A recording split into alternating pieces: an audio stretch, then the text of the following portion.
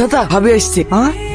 উঠ আগে বলে ক্ষমা করে দিস। আরে দিয়েছি উঠ। ভালোবাসিস খুব ভালো কথা। কদিন ধরে ভালোবাসিস? ক্ষমা। আমিও 2 বছর ধরে একজনকে ভালোবাসি।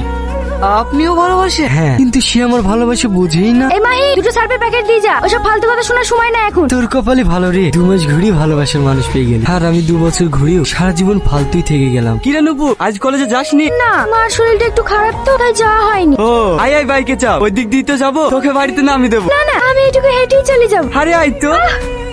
আরে ছাড় ছাড়, বসছি। তোর হাত তো শক্ত না। চ। ভালো করি বস।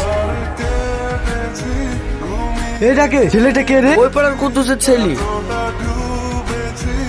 কি রে, তুই আমার কোথায় যাস? এই, তোর হাতে কি হলো রে? ইয়াসিন, ইয়াসিন। তুই দয়া করে আমার সাথে কথা বলিস না, তোর লেগে আমি মার খেতে পারবো না। মানে? কাল তোকে মোটরসাইকেল করে লেগেছি বলি। কি হলো দাদা, আমার আজ থার্ড কালীন কেন?